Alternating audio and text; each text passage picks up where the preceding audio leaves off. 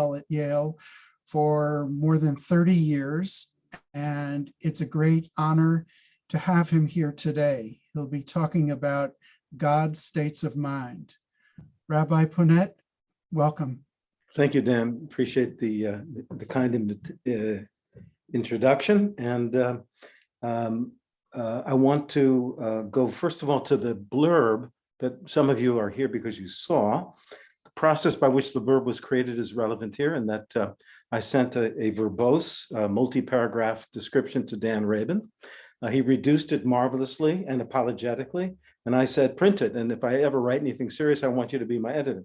So I've reread it recently, and I see that I never would have written it myself, but it is our blurb, and it's very, very useful, and I'm very glad that it's there. So in fact, I'm going to put it up on the screen so that you can see it, and I want to look at it carefully because it'll serve as a guide for what we do today. So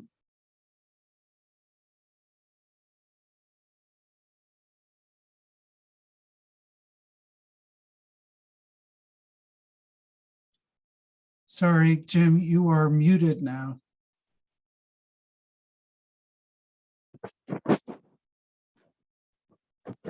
Thank you. I am now unmuted. I apologize for that. And go back to the screen one more time.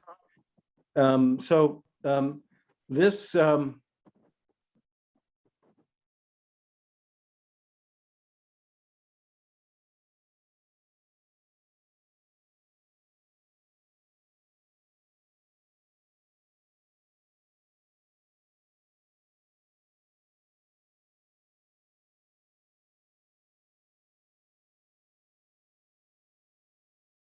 I don't know what that means. I've thought about it some. It doesn't compel me, but I know that it's a fact. However, God may be sensed by us in a passing frame of reference. This perception is sometimes described as a mood, a trance, a daydream, a dissociation. It is here, in attention to the uncanny, inexplicable, and ineffable, that one may feel seen, known, faced, and addressed. How can we increase our awareness of the riches and the edges of consciousness? Now, that last sentence, that's Dan Rabin, but I incorporated it consciously and gratefully. It's sort of a sales pitch, and it implies that you might be here because you're hoping that through a half hour of my monologue and then some dialogue, you might become able to increase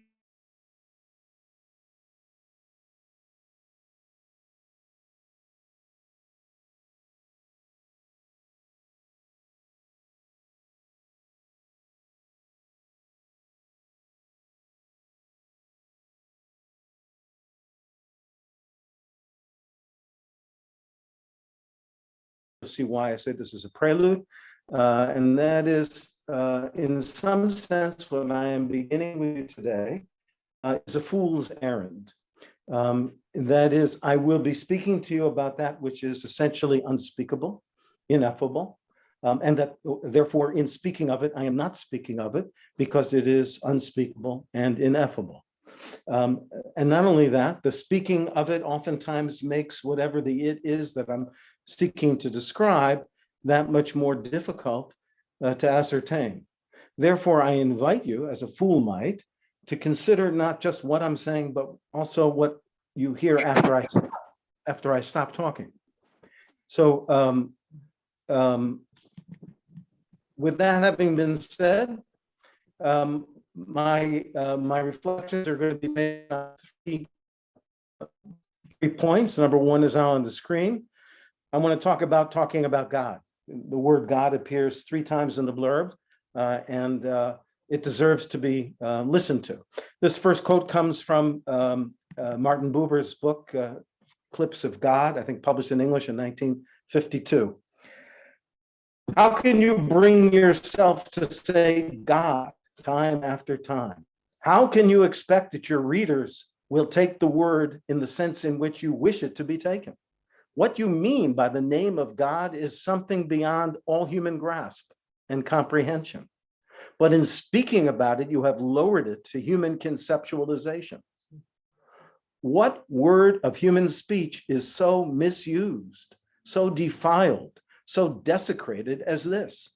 All the innocent blood that has been shed for it has robbed it of its radiance.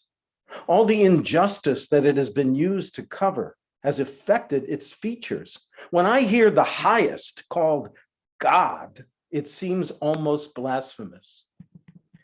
Yes, I said, the I is Buber, responding to a student in a class he taught in the 1920s in Frankfurt at the Youre house. Yes, I said, it is the most heavy laden of all human words.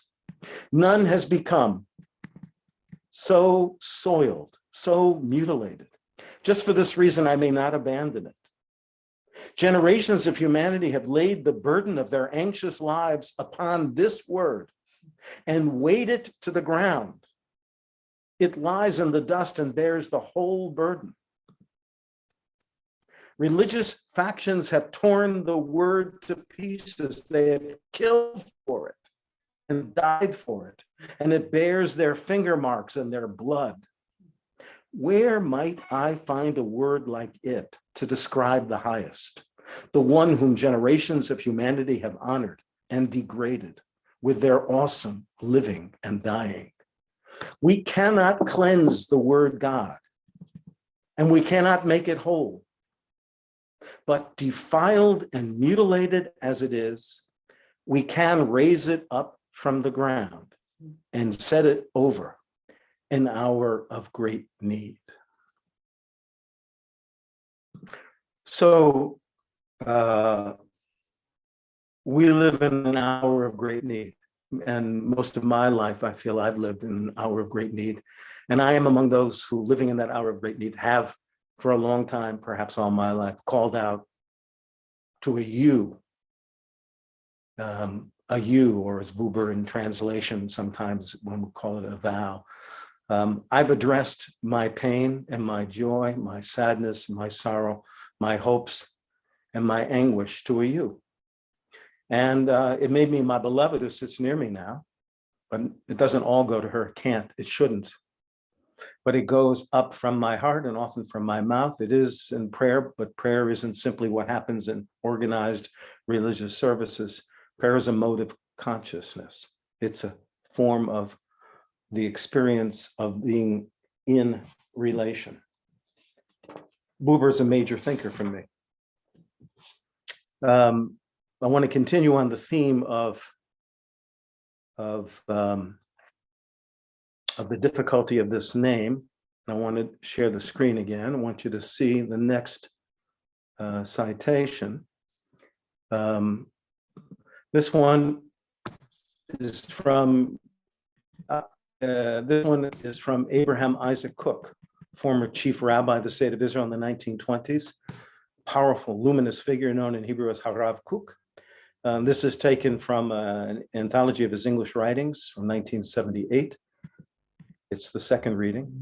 All the divine names, whether in Hebrew or any other language, provide merely a tiny, dim spark of the hidden light for which the soul yearns when it says God. Every definition of God leads to heresy. Definition is spiritual idolatry. Even attributing mind and will to God, even attributing divinity itself and the name God, these two are definitions. Were it not for the subtle awareness that all these are but sparkling flashes of that which transcends definition, these two would engender heresy. So we're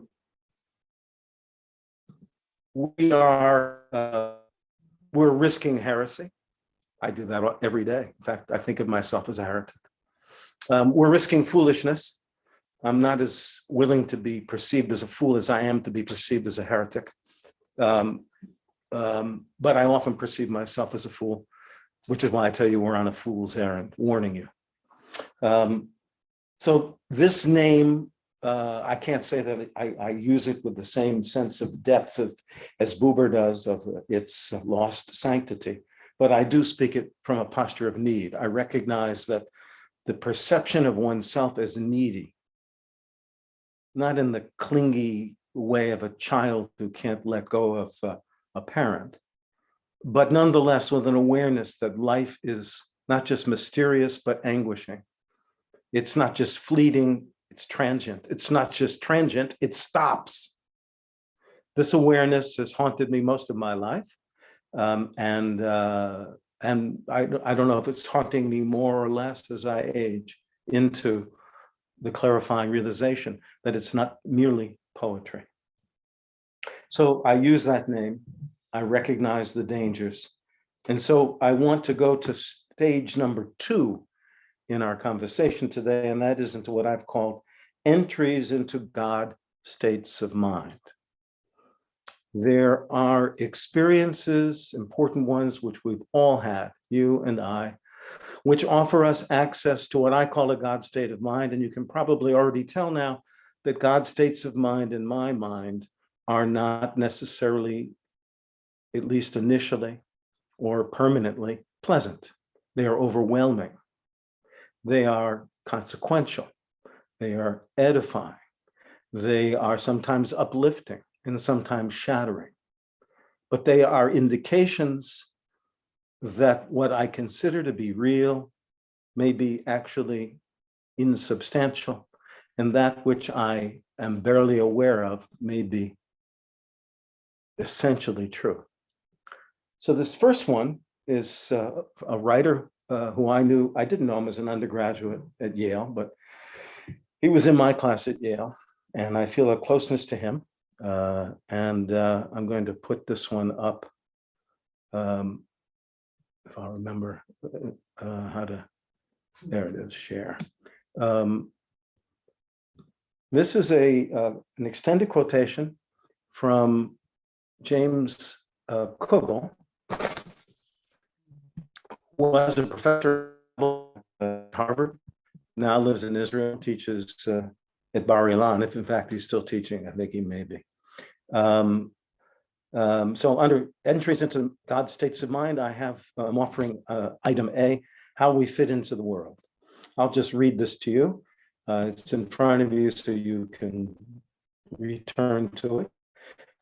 In the year 2000, doctors at Harvard informed Professor James Kugel that the results of his biopsy indicated he was suffering from a rare and aggressive cancer that could not be cured, but could be treated, and that he might live without debilitating symptoms for as long as 2 or 3 years.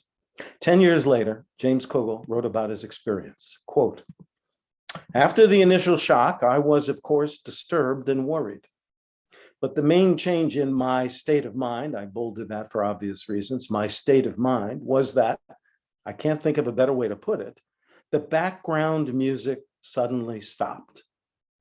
It had always been there, the music of daily life that's constantly going, the music of infinite time and possibilities.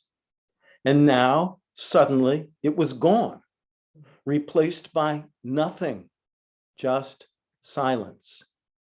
There you are, one little person, sitting in the late summer sun with only a few things left to do. What should I do? How could I ever have thought that life would just go on forever?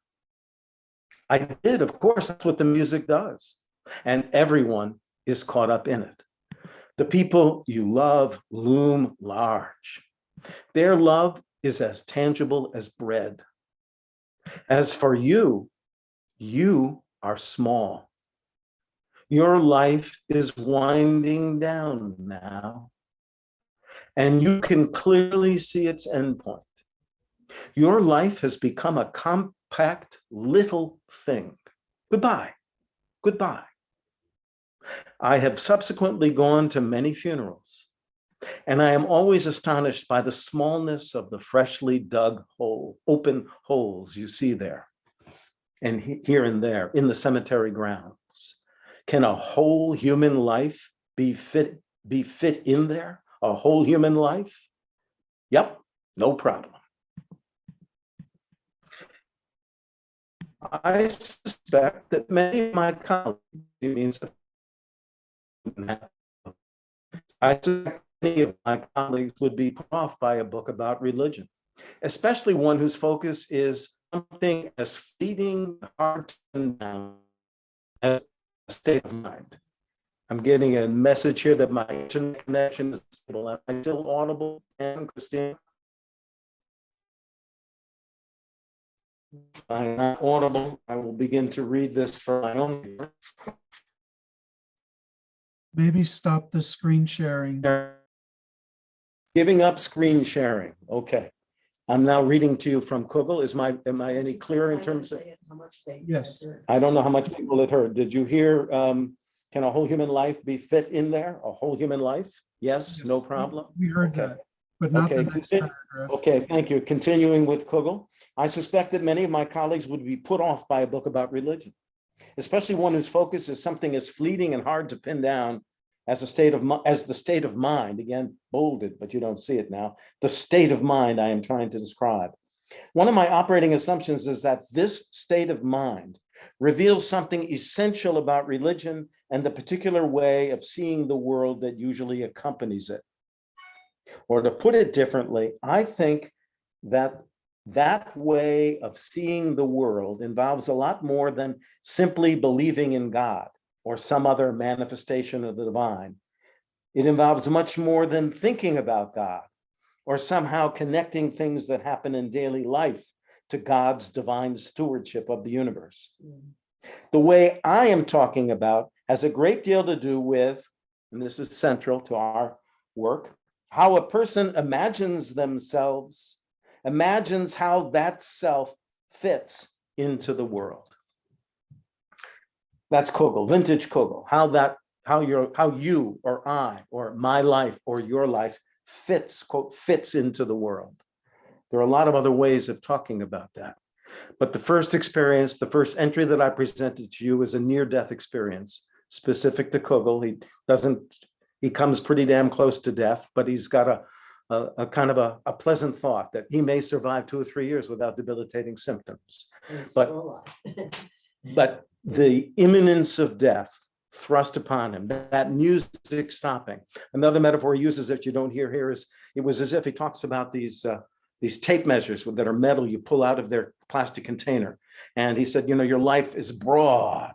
You've got friends all over the globe. You've got books scattered all over your office. You've got immense social connections. And then suddenly, and it all comes rolling back in like with a flip of a switch back inside of the plastic container that holds the tape measure. You're small, the smallness of the human creature, which we usually successfully flee, seduced as we are by the music. I.e., we don't live in reality, we live in the music. Kugel. Forced to recognize it, he gets to write about it afterwards, and 10 years afterwards. And interestingly enough, in this book called In the Valley of the Shadow, on the Foundations of Religious Belief, he talks about his initial, the recovery of the ability to consciously make the music stop long after he healed and exceeded doctors' greatest optimistic hopes. He still worked on the ability to make the music stop. That may be what meditation is about, learning to stop the music and yet to be at peace with it. The next citation is written by somebody who is, I think, in company here. It takes this notion of Kugel about smallness, and it applies it to another way of thinking about it, namely the characteristic of, the phenomenon of humility. Humility as awareness of the abyss between creature and creator. In an essay on the nature of humility, philosopher Bernard Steinberg writes, and I quote, "In their very drive toward the creator, humans exhaust their intellectual and emotional resources and thereby discover their spiritual borders, the outer limit of their selfhood. They are thrust backward reflexively into themselves and discover that in spite of infinite longing, they are but finite creatures. They confront the awful abyss that separates creature and creator. But paradoxically, the very awareness of this unbridgeable gap becomes the link between human and divine. I'm mostly interested in the paradox here. And this is a scholar, Steinberg's a scholar of Maimonides. He's talking about Maimonides' experience of God as depicted in several different texts that Maimonides uses. Famous for his negative theology, but also for this marvelous description of the creature in love moving towards an exhaustive sense of knowledge of the other and then being thrown back in the realization that there is an unbridgeable gap. To me, this always adds up to, and I have my eye on the clock, so I'm going to have to say this rather quickly, but I do need to give you enough to ask questions that are informed by enough data so that we'll be speaking the same dysfunctional language to each other. And that is, I'm the kind of person who, when he was coaching his wife to give birth to our first child less than half a century ago, using Lamaze methods and breathing with her, I believe that we gave birth to our child. I worked very hard. I was her facial focus. And there was a moment when the midwife, this was in Jerusalem at Hadassah Hospital, where the midwife, you didn't have a choice of picking your midwife. You just had one. And she wasn't all that friendly to Lamaze, but or to the husband being present to the birth. And at one point, I think Ilana started pushing in response to the fact that she was fully effaced, or cervix that is, that it was time to push. The midwife came and placed her elbow on Ilana's stomach. And it was the only time Ilana let a sound other than the sound of breath come out of her mouth, and she let out a kind of a cry, not a real cry. And I was convinced that this midwife had hurt my wife. And I felt the desire, which I'm grateful I did not enact, to strike out and attack her. Weeks pass after birth. We're back home, and I review with Ilana. I said, that must have really hurt when Miriam put her elbow down on your belly. And she said, actually, no, it didn't hurt me. I just was angry because I wanted to do it myself. Now, that's a rather beautiful, marvelous story, but yours truly, I don't know whether to call this narcissism, the psychology of the merged personality, weak sense of, in the Freudian sense, of a boundary of the self. But I actually went into a depression, for I thought that I knew what was going on, that I was part of it, that it was my experience. I was forced to realize in a moment that I associate with the lover approaching God with a sense of nearing the deep mystery, and then suddenly realizing I'm separate, we're different, there's a gap, an abyss. And that experience is horrible. But then look what Steinberg writes. Paradoxically, the very awareness of this unbridgeable gap becomes the link between human and divine. And I would say in my life, in our life, my wife is sitting 5 feet from me.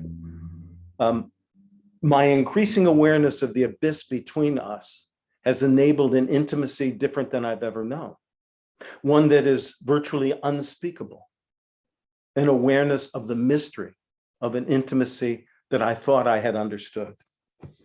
Which then brings me to a third entry into presence of God, or a God state of mind, rather. And there's a difference between presence of God and a God state of mind, and I'll close with some reflections on that difference.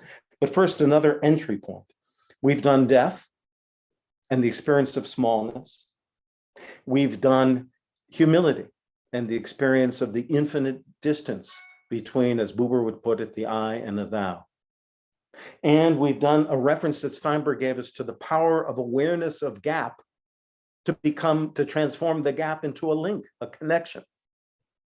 So now when we're talking paradox, we're talking fool's language. We're naming, as when Freud named the unconscious, and as if naming it could what? Reveal it, manifest it, and what? Make it conscious, which of course it doesn't.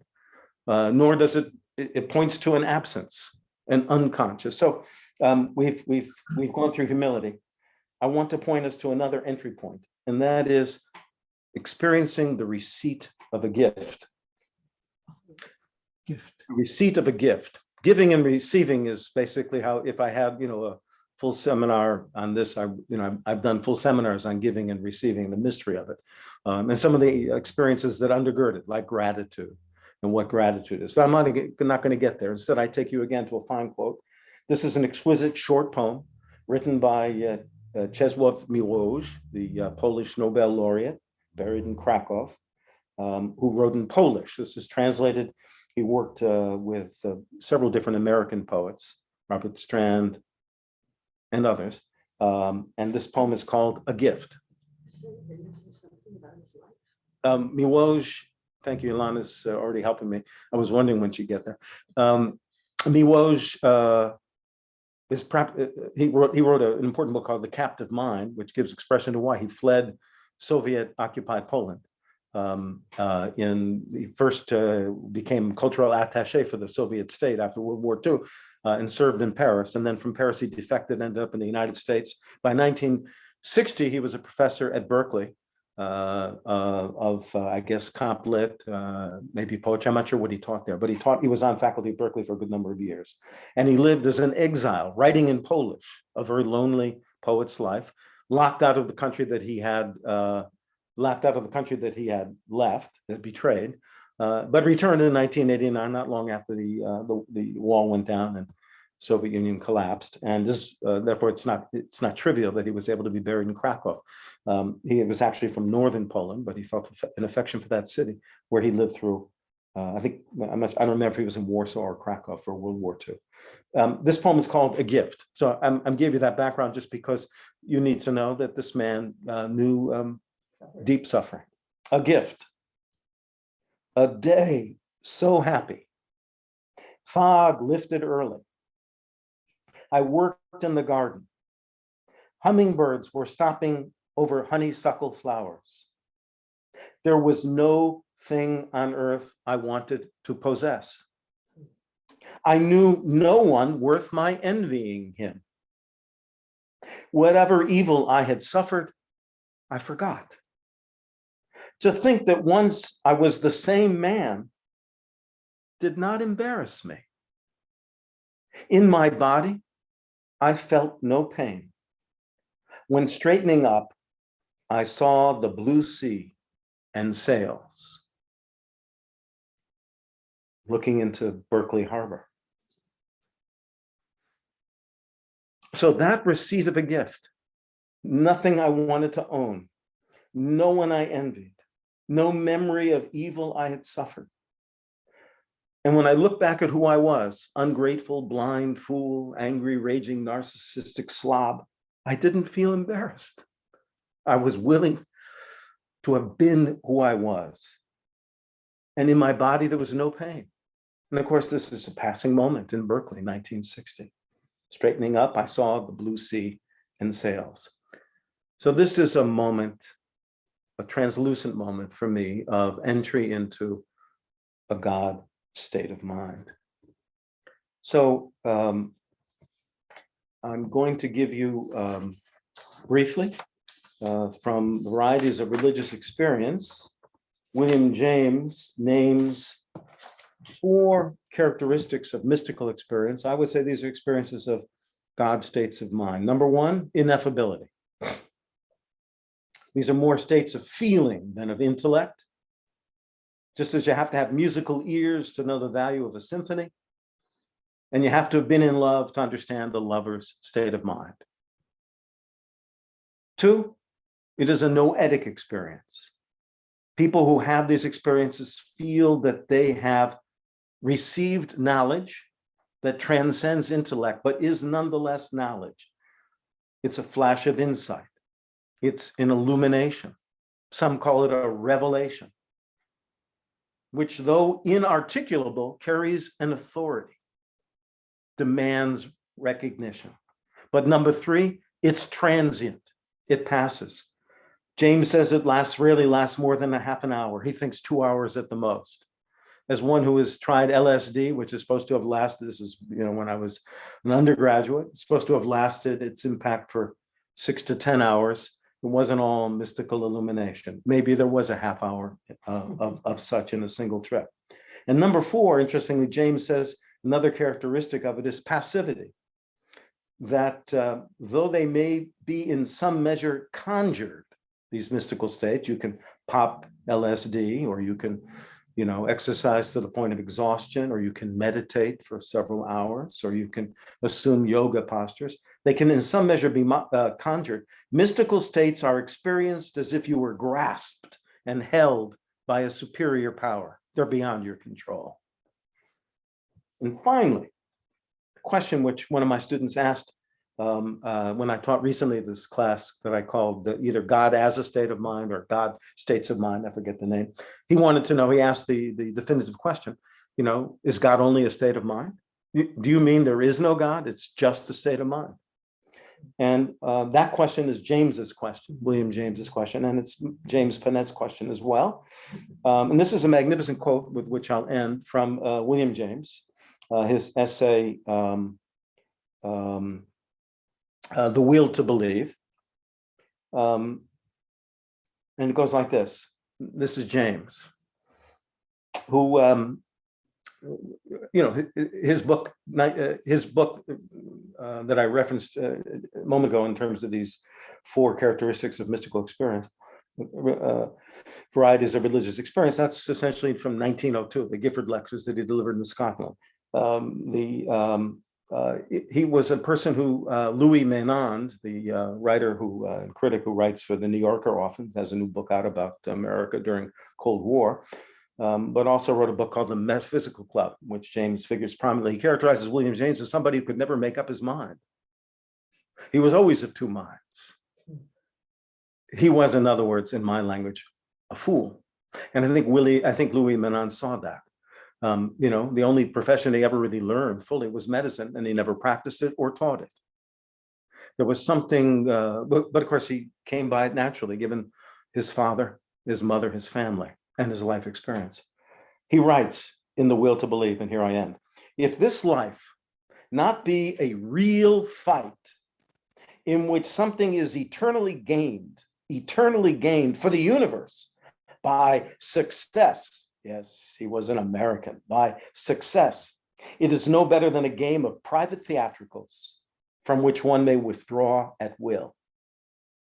But it feels like a real fight, as if there were something really wild in the universe, which we, with all our idealities, and faithfulnesses, are needed to redeem. End quote. It feels real, is the most that a man of two minds could say about what we've been talking about. But what is a feeling? What is a mood? What is a trance? What is God? Well, if there are any questions, dear Dan, I'm ears. Great. Thank you so much. If anybody has any questions, please, you can put them in the chat, or you can raise your hand and we'll pose them to Rabbi Ponet.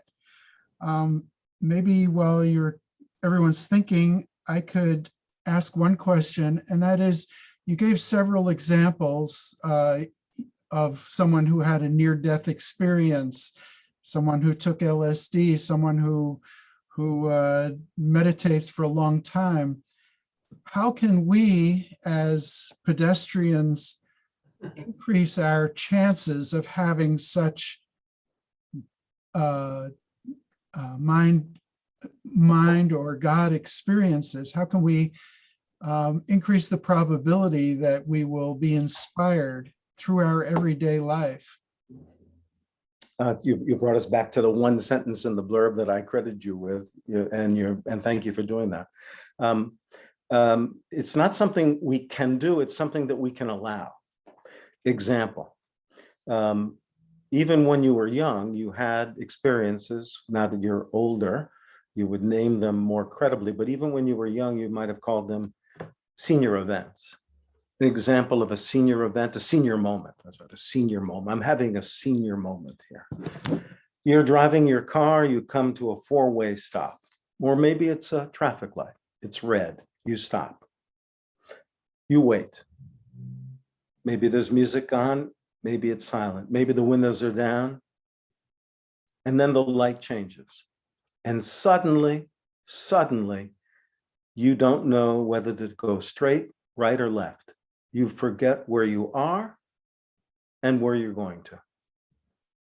The first response when that happens to you is, oh my God, oh my God, oh my God. You go into panic. Do you pull over? Do you keep driving? And when it finally lifts, you say, oh, senior moment. And you continue on to the bakery and then to the grocer. But what if you in fact do pull over and say, that's interesting? And you sit with that, not knowing where you are in the world, not knowing where you're going in the world. And you just allow yourself to be with that. There are moments like that in the course of our lives every day. And I get bored by them. I get scared by them. I flee them one way or another. I allow myself to be distracted by them, pulled out of them. I do it all the time.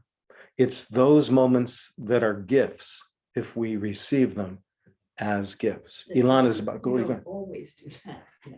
Ilana is correcting me. Yeah. She's saying I don't always do that. Okay, you're right. On bad days, I function No, very good well. day. Oh, No, what? I mean, you said I do this, but give the example when you do pay attention. Oh, when I do pay attention, thank you. Okay. Yeah, Ilana is working on your side then. And when I do stop and I pay attention, I'll give you another personal example. I had a flu shot a couple days ago. I had my COVID shots and had no reaction, but this flu shot nailed me. Didn't lock me in bed. It brought me into a state of morbid ideation. I thought, that's it. It's crashing. It's coming to an end. Now, I've had these experiences all my life. My friend Bernie, who I see is here, who I cited, knows well that my mother's death when I was 22, for which she had prepared me from the time I was 10, was of consequence to my being the way I am. But that's not enough. She was that way too.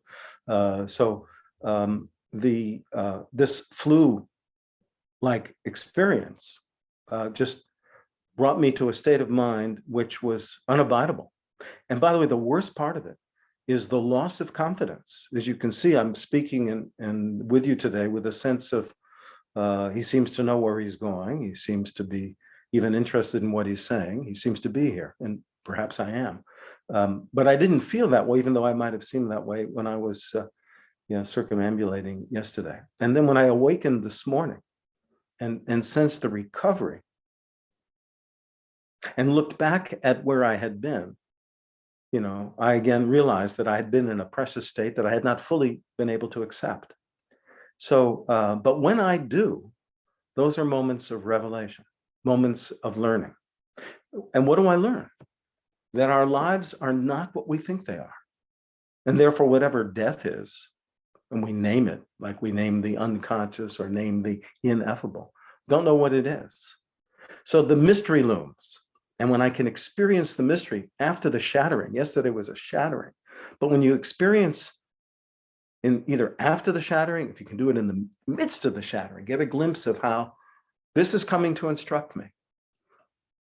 When I go to hospitals to visit people, if the space is there, it's not always there, I'll say to them, can you tell me what you've learned so far from what you're going through? And I'll do that with people I'm going to who I know are dying. Some of them are able to say, many of them can't, but those who can say, and I've met some, they have something very precious to teach us. So these are, there are other entrances into these experiences. Rest is one of them, just sheer rest, which is to say exhaustion itself is a gift. So that only, I remember after a friend of mine had a serious heart attack. I think it was then that he learned, at least the first time I heard him say it, music provides an experience of redemption. So, you go ahead, you get it. Yeah, you gave some great examples of experiences that bring something different that maybe help the music stop. How do you go about deciding which of those experiences lead to true insight and which of those experiences were mere hallucinations from a fever or from drugs? How do you examine the reality that you've perhaps had a chance to glimpse? That's an important question. I don't know what hallucination is. One of the important things here is that we don't know what sickness is, Dr. Rabin. We do not know what it is. We can describe molecular phenomena. We know about germs. We know about, certain forms of causality, but, we still go through a massive pandemic that we don't understand and don't control. We don't understand what sickness is. It's possible that sickness is something you want to eradicate, but if you get rid of all the mosquitoes, you also bring down other problems that will, resurface. So we don't know what sickness is. Ilana's saying, example, she thinks I'm going off and she knows better than I. So I used to have a couple hundred students eating Friday nights at the Slivka Center when I was the head of it. And I would, at a certain point, the Center for Jewish Life at Yale, I would stand on a chair in front of the dining room. I would ring a bell or clap my fork to a glass. I'd capture their attention for a moment, and I'd say, ladies and gentlemen, that was the Sabbath bell you just heard. And you all know what Shabbat, that's the Hebrew for Sabbath. You all know what Shabbat means, don't you? Silence, no reaction. I say, come on, do you know what Shabbat means? Silence. I say, come on, somebody here knows, lead us, what does Shabbat mean? And finally, you would get a room full of people saying it means stop. Stop. So what I sought to teach them wasn't simply what Shabbat meant, but to say, ladies and gentlemen, the greatest freedom we have is the ability to stop whatever it is we are doing, and to pause and to wait, but to accept sometimes you are stopped by a cop. Sometimes you are arrested by beauty. Sometimes you are stunned. Sometimes you are wounded. Sometimes you are hurt. Sometimes you are shut up. You are humiliated. But these are moments, real moments in your life where underneath them is something happening. Dan, it's the mystery of what boredom is. Boredom is a mystery. It's a wound that's been covered over by a crust, not a scab, but a crust, It's something festering under there that wants to be known. What is it? So it's there all the time. So what is a hallucination? Don't dismiss hallucinations. That's the point. By the way, you have to be able to reduce them and get rid of them. Otherwise you're trapped. I don't want to get trapped in a hallucination, but I also don't just want to dissipate it. So it's about exploring. There are some, like dreams, Dan, some dreams remain nonsense to me, but some open up. You come back to them. When you write them down, the beauty of writing them down is you can come back to them in a month or a year.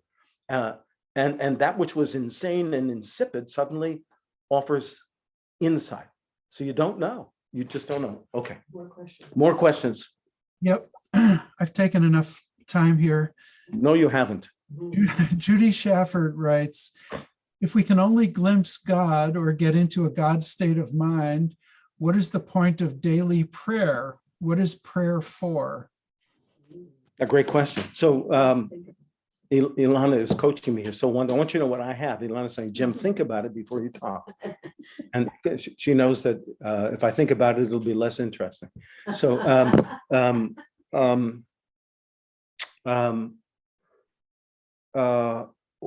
it turns out that most of what passes for prayer, like most of what passes for theology, is from the point of view of what we're talking about, worthless, from my point of view.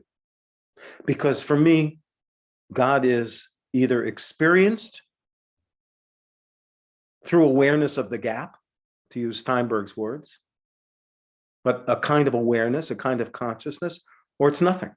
Either the living God is experienced in my flesh, or it's nothing. It's not a thought. No thought can get it. Every thought approaches it and then falls back on itself, exactly as Steinberg describes it. And prayer is that way, except that in reading Miłosz, his poem, I was praying. I almost burst into tears with you in reading it because I felt myself in it so deeply. And prayer can sometimes do that. Organized prayer, I mean. But real prayer always does that. That is what prayer is, as far as I'm concerned. Not everybody obviously would agree with this. I think that's the best that I can say. Ilana said, oh, Ilana, she's now handing me notes. She's getting better. You should next time, Ilana, find out. So, but she's here with me, you should know. She says, we can learn to listen to the prayers. Yeah, as I was learning to listen better, for having shared with you, Miwoj, I listened to it anew. If the prayer I'm praying from the prayer book isn't new, if I haven't discovered something in it as I'm reading it or saying it, it's not prayer. It's just an exercise. Some people say, well, if you stay in the game, keep exercising, if you don't forget how to dribble. So someday you'll get it right. Okay, I suppose, maybe. Or maybe you'll just remain a robot all your life, wondering what it was all about.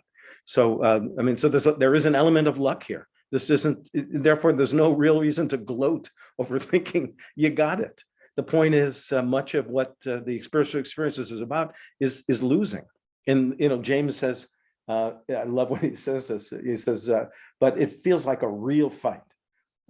And he says, something will be eternally gained for the universe by success. So he, in this formulation, he's like, he's rooting for a baseball team. He thinks he's going to win.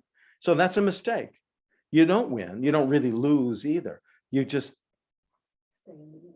stay in the game. Yeah.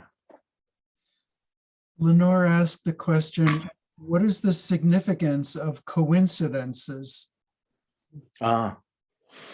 Yeah, that's a nice one, Lenore. I think I know who you are. And you live coincidences. A coincidence, as I'm speaking to, I think you are, Lenore, is a reminder that there are connections in life that we do not understand, but we can get glimpses of. It's a glimpse of the connectedness, of the oneness of what is. But what do I mean by oneness or what is? Don't know. But I feel addressed. I feel faced. I feel called by those events to a higher recognition. Maybe the highest recognition. I'm not here as an accident. I'm not a coincidence. I'm not accidental. I am intended, although I don't know the intention. I'm called, but I don't fully know my calling. What, Ilana? I'm part of something larger, much larger. Yeah, infinitely larger than myself. So much larger. So yeah, that experience of smallness that Kogo writes about and the experience of humility that Steinberg writes about is enhanced, but also confirmed that in my smallness, I am here. There is a connection. So I just got a note from Lenore to everyone. Yes, you got it. I knew I was being tested. Thank you, Lenore. Shelley Fishkin asked, could you speak a bit more about how you define a fool? What or who is a fool, and how does a fool differ from people who are, quote, not fools? Ilana's saying, I say fool as a negative. I'm working on that. That's a really, Shelley is a dear friend, and she's inside of my soul. So you're right. That's and Ilana named it. This is a very serious question. I will share with you, because my life is short. A ditty, well, not a ditty, a few lines I wrote when I was about 20 years old in my college courtyard at Yale. I had gone, I think I just recently located where it must have been in my biography, or where I wanted to be, which is I had gone cold turkey on my psychedelic experiences, which I had ramped up sophomore and junior year. Senior year, I decided, as an alcoholic might say, to dry up. So but I not only had to stop ingesting different substances, I also had to distance myself from those people with whom I had been hanging, because most of my experiences were somewhat, were communal, although I did enjoy solitudinous experiences as well. And I wrote these lines. When the universal feather tickles my spine, I laugh and weep with joy. But when I turn and see scraping thorns where I had felt soft down, I know myself a fool. And I've been grappling with what I meant by fool there for, half a century more. And I'm not sure that it's the right word. I think really what I'm grappling with is the experience that I can be with fools, so designated by, if not myself, others in our society. I mean, people that are psychotic or insane or schizoid or autistic. I can and have been with these people and have been able to be in communication. I've also been able to say goodbye. I have a life separate from you. I imagine that the ability to live in a fool's world and to leave it is actually precious. To live in a child's world, but to leave it. To experience cosmic consciousness, as it was called in the 19th century by, what's his name, Buck, the Canadian, who was very close to Walt Whitman, but to not give up the world for it. The world in its ambiguities, the world in its hatreds and blindnesses, but also its beauty and its yearning and its bounteousness, to stay in the body, in the world, and yet to have exit from it. That's sort of the challenge. So it's a struggle. And, why did Camus say that it was illegitimate? Suicide needed to be seriously considered because philosophy was about life. But he also declares that it's illegitimate to choose suicide. I never understood how he came to that conclusion exactly.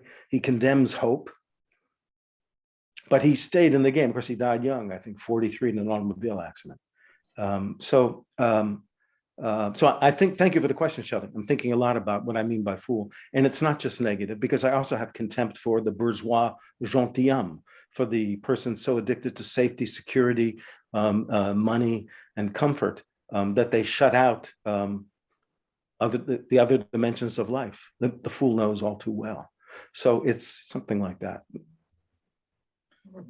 Working on it, says Ilana. I think we have time for one last question. Aaron Good wrote, Michael Pollan has a wonderful book on the promise of psilocybin-assisted therapy. By the way, it's called How to Change Your Mind. Can we think about this as a manifestation of the quest for God's states of mind? That gets back to the hallucination or drug-assisted awareness that we were talking about before. Mm-hmm.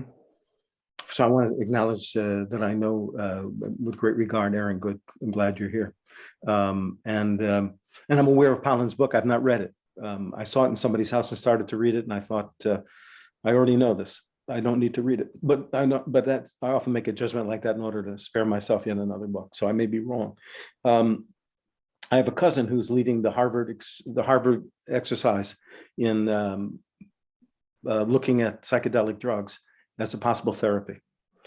He was at Yale, a class behind me. He never took psychedelics when he was at Yale. I did. So now as an old man, he's checking into what implications they carry for therapy. I knew when I was taking those drugs as a young boy, as an adolescent, that it was medicine for me. I knew that. I overused it. I over-medicated. I stopped. I'm glad I stopped. I'm also very glad I did it. So yeah, I think Pollan is talking about God's states of mind. I don't know that that language would be congenial to him. It's not to many people, and we touched on a lot of good. Yeah.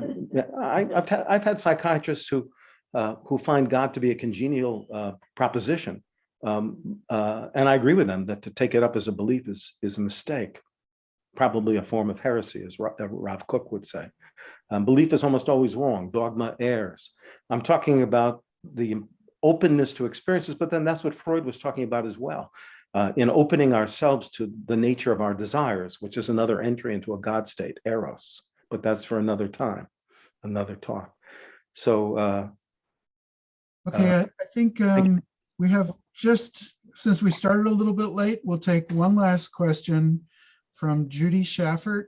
Do you think God craves man as much as man craves God? 3 minutes. 3 minutes, Jim. Okay. I would like to hear, Judy, what you think about that sometime. I find that to be a delicious idea, and an idea that is a source of great comfort. And it has a lot to do with giving and receiving. To think that the bounteous gift, when I can feel it, and I can't always feel it, that my life is, and that my receipt of my life as a gift might be a source of pleasure and delight to the giver of my life, that makes me enormously happy. I could weep with joy over imagining what it feels like to feel that. Yeah, I love that. And furthermore, that means that, my life matters. Not just, it's not like, oh, I owe you. It's like, I love you and want you to be. And when it's your time to leave, I will take you. I mean, that's a beautiful vision. I don't always feel that, but that's good to feel. Okay, I think we've moved from blasphemy and a rather dark place to a somewhat more elevated place. Might be a good time to thank Rabbi James Ponette and everybody who's made it here today. Thank you so much. And we'll look forward to some interesting Branford Forums later in the fall. Thank you very much, everyone. Thank you. Thank you, Dan. Thank you, everyone. Appreciate you being there.